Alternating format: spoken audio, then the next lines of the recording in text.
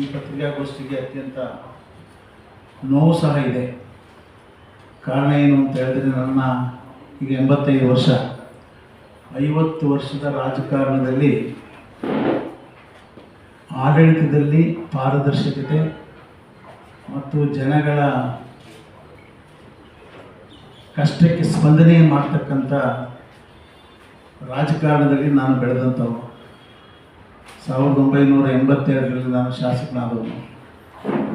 50 ವರ್ಷಗಳ ಕಾಲ ಶಾಸಕನಾಗಿ, ಮಂತ್ರಿಯಾಗಿ, ಪ್ಲ್ಯಾನಿಂಗ್ ಕಮಿಷನ್ನಿನ ವೈಸ್ ಚೇರ್ಮನ್ ಆಗಿ, ಮತ್ತು BS ಯಡಿಯೂರಪ್ಪನವರ ರಾಜಕೀಯ ಕಾರ್ಯದರ್ಶಿಯಾಗಿ ಕೆಲಸ ಮಾಡಿದ್ದೇನೆ.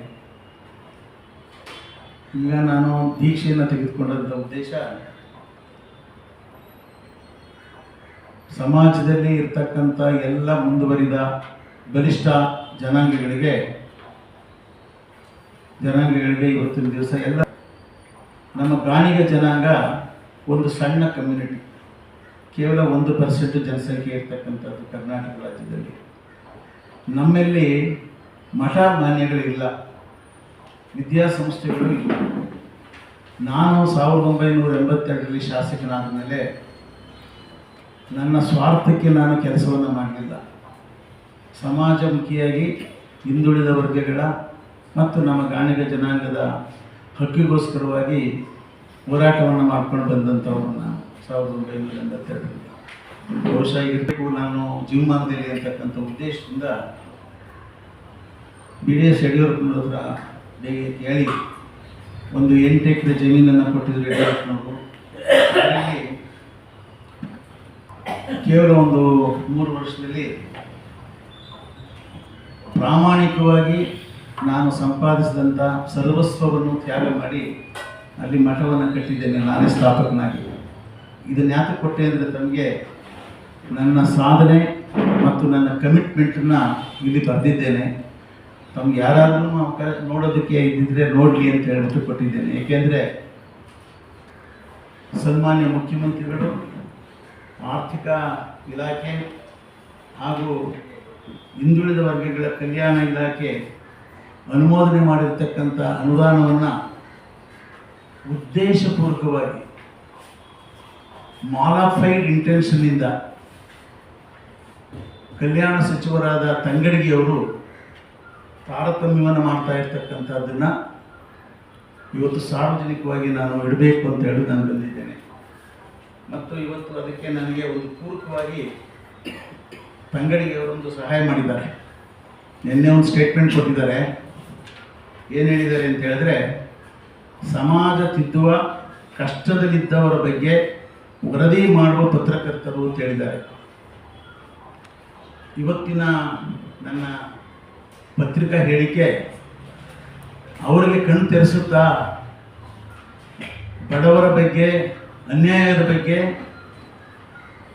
ಕಣ್ಬಿಚ್ಚಿ ನೋಡ್ತಾರ ಇವತ್ತು ಅಂತಕ್ಕಂಥದ್ದಕ್ಕೆ ಇಂದಿನ ಮುಖ್ಯಮಂತ್ರಿಗಳಿಗೆ ನಾನೊಂದು ಲೆಟರ್ನ ಕೊಟ್ಟಿದ್ದೆ. ಮೊದಲನೇದಾಗಿ ನಾನು ಸನ್ಯಾಸತ್ವವನ್ನು ಸ್ವೀಕಾರ ಮಾಡಬೇಕಾಗಿದ್ದರೆ ದೈವಾನುಗ್ರಹದಿಂದ ನಾನು ಪೀಠಾಧಿಪತಿ ಆಗಬೇಕು ಅಂತ ಹೇಳ್ಬಿಟ್ಟು ಕೈಲಾಸ ಮಠದಲ್ಲಿ, ಇಡೀ ಕರ್ನಾಟಕದಲ್ಲಿ ಇರ್ತಕ್ಕಂಥ ಎಲ್ಲ ಸ್ವಾಮಿಗಳು ದೀಕ್ಷೆ ತೆಗೆದುಕೊಂಡಿರ್ತಕ್ಕಂಥದ್ದು ಕೈಲಾಸ ಮಠದಲ್ಲಿ.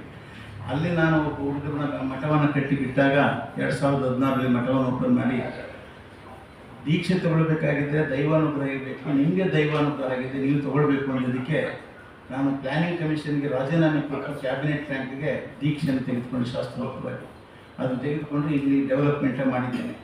ಆಗ ನಾನು ಯಡಿಯೂರಪ್ಪನವ್ರಿಗೆ ಮನವಿ ಮಾಡಿದೆ. ಕಾರಣ ಏನು ಅಂದರೆ, ಯಡಿಯೂರಪ್ಪನವ್ರಿಗೆ ನಾನು ರಾಜಕೀಯ ಕಾರ್ಯದರ್ಶಿಯಾಗಿ ಯಾವುದೇ ಪ್ರತಿಫಲಾಪೇಕ್ಷೆ ಇಲ್ಲದೆ ಅವರ ಕಷ್ಟ ಕಾಲದಲ್ಲಿ ಗಟ್ಟಿಯಾಗಿ ನಿಂತವನು ನಾನು. ಅದು ಕರ್ನಾಟಕ ರಾಜ್ಯದಲ್ಲಿ ಗೊತ್ತಿದೆ, ಮಾಧ್ಯಮದಲ್ಲಿ. ಕ್ಲಿಯರೆನ್ಸ್ ಕೊಟ್ಟ ಮೇಲೆ ಕನ್ಸರ್ನ್ ಮಂತ್ರಿ ಹೋಗೋದಿಲ್ಲ, ಯಾವುದು ಫೈಲ್ ನೇರವಾಗಿ ಆರ್ಡರ್ ಆಗುತ್ತೆ. ಅಂದಿನ ಸೆಕ್ರೆಟರಿ ಅವರು 8 ದಿವಸದಲ್ಲಿ ಆರ್ಡರ್ ಮಾಡಿದ್ದಾರೆ. ಅದನ್ನು ತಮಗೆ ಕೊಟ್ಟಿದ್ದಾರೆ 22. ಇದಾದ ಮೇಲೆ ನಾನು ಪ್ರೈವೇಟಿಗೆ ಕೊಡಲಿಲ್ಲ. ಕಾರಣ ಇವತ್ತಿನ ಸನ್ಮಾನ್ಯ ಮುಖ್ಯಮಂತ್ರಿಗಳಿಗೆ ನಾನು ಒಂದು ಲೆಟರ್ ಕೊಟ್ಟೆ. ಬಾಕಿ 1.5 ಕೋಟಿ ಉಳಿಕೆ ಹಣವನ್ನು 3.5 ಕೋಟಿಯಲ್ಲಿ 2 ಕೋಟಿ ರಿಲೀಸ್ ಆಗಿದೆ, ಕೆಲಸನೂ ಕಂಪ್ಲೀಟ್ ಆಗಿದೆ. ಇನ್ನು 1.5 ಕೋಟಿ ಹಣವನ್ನು ರಿಲೀಸ್ ಮಾಡಬೇಕು ಅಂತ ಹೇಳ್ಬಿಟ್ಟು ನಾನು ಲೆಟರ್ ಕೊಟ್ಟೆ. ಇಲ್ಲಿಂದೇ ಪ್ರಾರಂಭ ನಮ್ಮ ತೊಂದರೆ ಇರೋದು. 1.5 ಕೋಟಿಗೆ ಮುಖ್ಯಮಂತ್ರಿಗಳು ಆರ್ಡರ್ ಮಾಡಿದ್ದಾರೆ, ಆರ್ಥಿಕ ಇಲಾಖೆಗೆ ಅದನ್ನು ರೆಫರ್ ಮಾಡಿದ್ರು. 10/6/24 ನಾನು ಆರ್ಡರ್ ಕೊಟ್ಟಿದ್ದೀನಿ, ಲೆಟರ್ ಕೊಟ್ಟಿದ್ದೀನಿ. ಮುಖ್ಯಮಂತ್ರಿಗಳ ಆರ್ಡರ್ನ 10/6/24 ಆರ್ಥಿಕ ಇಲಾಖೆ ಆರ್ಡರ್ ಮಾಡ್ತಾರೆ, ಕಲ್ಯಾಣ ಇಲಾಖೆಗೆ ಇದನ್ನು ರಿಪೋರ್ಟ್ ಕೊಡಿ ನಮಗೆ ಅಂತ ಹೇಳ್ಬಿಟ್ಟು ಅದನ್ನು ತಮಗೆ ಕೊಟ್ಟಿದ್ದೀನಿ. ಇದನ್ನು ಅಂದರೆ ಫೈನಾನ್ಸ್ ಡಿಪಾರ್ಟ್ಮೆಂಟ್ನಲ್ಲಿ ಫೈನಾನ್ಸ್ ಬಗ್ಗೆ ಒಂದು ದಿವಸನೂ ಡಿಲೇ ಮಾಡೋದನ್ನು ನಾನು ನೋಡಲಿಲ್ಲ. ಅತಿಕ್ಕು is a update officer, finance secretary ಆಗಿದ್ದವರು ನಾನು ನೋಡಿದ್ದು. Is a very gentleman. ಒಂದು ದಿವಸನೂ ಡಿಲೇ ಮಾಡ್ತಾ ಇರಲಿಲ್ಲ. ಮುಖ್ಯಮಂತ್ರಿಗಳ ಆರ್ಡರ್ ಒಂದೇ ದಿವಸ ಆರ್ಡರ್ ಮಾಡಿ ಕಲ್ಯಾಣ ಇಲಾಖೆ ಕಳಿಸ್ಕೊಡ್ತಾರೆ. ಇದು ಕಲ್ಯಾಣ ಇಲಾಖೆ ಬಗ್ಗೆ. ಕಲ್ಯಾಣ ಇಲಾಖೆ ಕಳಿಸಿದ ಮೇಲೆ ಕಲ್ಯಾಣ ಇಲಾಖೆಯಿಂದ ರಿಪೋರ್ಟ್ ತೆಗೆಸ್ಕೊಂಡು, ಏಕೆಂದರೆ ಕಾನೂನುಬದ್ಧವಾಗಿ ನೀವು ಪರಿಶೀಲನೆ ಮಾಡಿ ಅಂತ ಬರೆದಿದ್ದಾರೆ. ಪರಿಶೀಲನೆ ಮಾಡಿದ ಮೇಲೆ ಅವರಿಂದ ರಿಪೋರ್ಟ್ ಬಂದ ಮೇಲೆ ಮಾನ್ಯ ಮುಖ್ಯಮಂತ್ರಿಗಳನ್ನ ಪುನಃ 2ನೇ ಸಾರಿ ಅಪ್ರೂವ್ ಮಾಡಿ ಇದನ್ನು ನಾನು ನಮ್ಮ ಕಾಪಿ ಕೊಟ್ಟಿದ್ದೀನಿ. ದಿನಾಂಕ 10/6/24 ಚೀಫ್ ಮಿನಿಸ್ಟರ್ ಅಪ್ರೂವ್ ಮಾಡ್ತಾರೆ. 19/8/24 ಏನು ಒಂದು ಪ್ರಸ್ತಾವನೆಯನ್ನು ಕಳಿಸ್ತಾರೆ ಇವರಿಗೆ, ಯಾರಿಗೆ, ನಮ್ಮ ಸರ್ಕಾರದ ಕಾರ್ಯದರ್ಶಿ ಹಿಂದುಳಿದ ವರ್ಗಕ್ಕೆ. ಏನು ಕಳಿಸ್ತಾರೆ ಅಂತ ಹೇಳಿದ್ರೆ, ವಿಶ್ವಗಾಣಿಗರ ಸಮುದಾಯ ಚಾರಿಟಬಲ್ ಟ್ರಸ್ಟ್ ಸರ್ವಾಂಗೀಣ ಅಭಿವೃದ್ಧಿಯ ಬಗ್ಗೆ ಪ್ರಸ್ತಾವನೆಯನ್ನು ಪರಿಶೀಲಿಸಲಾಯಿತು. ವಿಶ್ವಗಾಣಿಗರ ಸಮುದಾಯ ಚಾರಿಟಬಲ್ ಟ್ರಸ್ಟ್ ಶ್ರೀ ಕ್ಷೇತ್ರ ತೈಲೇಶ್ವರ ಗಾಣಿಗರ ಮಹಾಸಂಸ್ಥಾನ ಮಠ ಇದರ ಸರ್ವಾಂಗೀಣ ಅಭಿವೃದ್ಧಿಗೆ ಮಂಜೂರಾದ 350 ಕೋಟಿ ಅನುದಾನದಲ್ಲಿ ಬಿಡುಗಡೆಗೆ ಬಾಕಿ ಇರುವ, ಸ್ಪೆಸಿಫಿಕ್ ಆಗಿದೆ, ಬಿಡುಗಡೆಗೆ ಬಾಕಿ ಇರುವ 1.5 ಕೋಟಿ ಅನುದಾನವನ್ನು ಬಿಡುಗಡೆ ಮಾಡಲು ಆರ್ಥಿಕ ಇಲಾಖೆ ಸಹಮತಿಸಿದೆ ಅಂತ ಹೇಳ್ಬಿಟ್ಟು ಬರೀತಾರೆ. ಯಾವತ್ತು? 19/8/24. 19/8/24 ಆರ್ಡರ್ ಮಾಡಿದ ಮೇಲೆ ಮೊದಲು ನಾನು ತಮಗೆ ಹೇಳಿದೆ, ಯಾವುದೇ ಸರ್ಕಾರಿ ಆರ್ಡರ್ ಆಗಬೇಕಾದ್ರೆ ಫೈನಾನ್ಸ್ ಡಿಪಾರ್ಟ್ಮೆಂಟ್ ಆದಮೇಲೆ ಮಂತ್ರಿಗಳು ಹೋಗಬೇಕಾಗಿಲ್ಲ ಪರ್ಮಿಷನ್ಗೆ, ನೇರವಾಗಿ ಸರ್ಕಾರಿ ಆರ್ಡರ್ ಆಗ್ತಿದೆ. ನಾನು ಮಂತ್ರಿ ಆಗಿದ್ದಂಥವ್ರು, ಈಗಲೂ ಅದೇ ನಡೆದಿದೆ. ಇದಕ್ಕೆ ಕಾರಣ ಏನು ಅಂದರೆ, ಹಿಂದೆ ಇದ್ದ 2 ಸೆಕ್ರೆಟರಿಗಳು ಬಹಳ ಸ್ಟ್ರಿಕ್ಟ್ ಆಗಿದ್ರು. ಅವರು ಯಾವುದೇ ಕಾರಣಕ್ಕೆ ರೂಲ್ಸನ್ನು ಬಿಟ್ಟು ಹೋಗ್ತಾ ಇರಲಿಲ್ಲ. ಮದ್ದಾನಿ ಮತ್ತು ಲಕ್ಷ್ಮಿ ಅಂತಂಥವ್ರು ಮಿನಿಸ್ಟ್ರಿ ಹೇಳಿದ್ರು ಕೇಳ್ತಾ ಇರಲಿಲ್ಲ. ಕಾನೂನು ಪ್ರಕಾರ ಇದ್ದರೆ ಕೇಳ್ತಿರ್ಲಿಲ್ಲ, ಮಾಡ್ತಿರ್ಲಿಲ್ಲ. ಈಗ ಹೊಸಬ್ರೊಬ್ಬರು ಸೆಕ್ರೆಟರಿ ಬಂದರೆ ಒಳ್ಳೆ ಮನುಷ್ಯನೇ. ಈ ಮಂತ್ರಿ ಬಂದ ಮೇಲೆ ತಂಗಡಿಗೆ ಏನು ಮಾಡಿದ್ದಾರೆ, ಒಂದು ಸರ್ಕ್ಯುಲರ್ ಕೊಟ್ಟಿದ್ದಾರೆ, ಎಲ್ಲ ಫೈಲ್ಸು ನನ್ನ ಪರ್ಮಿಷನ್ ಇಲ್ಲದೆ ಯಾವುದೇ ಸರ್ಕಾರಿ ಆರ್ಡರ್ ಮಾಡಬಾರ್ದು ಅಂತ. ಅದರಂತೆ ಅವರು ಮಿನಿಸ್ಟ್ರಿ ಇವರೇನು ಮಾಡಿದ್ರು, ನಮ್ಮ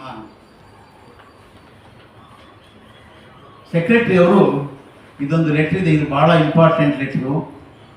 ಇಲ್ಲೇನು ಬರೆದಿದ್ದಾರೆ, ಪ್ರಸ್ತಾವನೆಯನ್ನು ಪರಿಶೀಲಿಸಾಯಿತು. ವಿಶ್ವಗಾಣಿಗರ ಸಮುದಾಯ ಚಾರಿಟಬಲ್ ಟ್ರಸ್ಟ್ ಶ್ರೀ ಕ್ಷೇತ್ರ ತೈಲೇಶ್ವರ ಮಹಾಸಂಸ್ಥಾನ ಮಠ ಇದರ ಸರ್ವಾಂಗೀಣ ಅಭಿವೃದ್ಧಿಗೆ ಮಂಜೂರಾದ 350 ಕೋಟಿ ಅನುದಾನದಲ್ಲಿ ಬಿಡುಗಡೆಗೆ ಬಾಕಿ ಇರುವ 1.5 ಕೋಟಿ ಅನುದಾನವನ್ನು ಬಿಡುಗಡೆ ಮಾಡಲು ಆರ್ಥಿಕ ಇಲಾಖೆ ಒಪ್ಪಿದೆ ಅಂತ ಬರೆದಿದ್ದಾರೆ. ಆರ್ಥಿಕ ಇಲಾಖೆ ಅಭಿಪ್ರಾಯದ ಹಿನ್ನೆಲೆಯಲ್ಲಿ 2024-25ನೇ ಸಾಲಿಗೆ ಒದಗಿಸಿರುವ ಅನುದಾನದಲ್ಲಿ ಆದೇಶ ಹೊರಡಿಸುವ ಬಗ್ಗೆ ಮಾನ್ಯ ಇಲಾಖೆ ಸಚಿವರ ಆದೇಶಕ್ಕಾಗಿ ಸಲ್ಲಿಸಬಹುದು.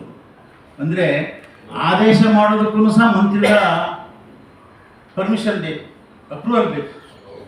ಇದು 27/9ಕ್ಕೆ ಬಂದಂಥ ಫೈಲ್ಗಳನ್ನು ಒಂದೇ ದಿವಸದಲ್ಲಿ, ತರಾತುರಿನಲ್ಲಿ ಒಂದೇ ದಿವಸದಲ್ಲಿ 243 ಕೋಟಿಗೆ ಆರ್ಡರ್ಸನ್ನು ಕೊಡ್ತಾರೆ. ಸರ್ಕಾರ ರಿಲೀಸ್ ಮಾಡೋದು 100 ಕೋಟಿ, ಇವರು ಆರ್ಡರ್ ಮಾಡೋದು 243 ಕೋಟಿ ಆರ್ಡರ್ಸ್ ಮಾಡ್ತಾರೆ.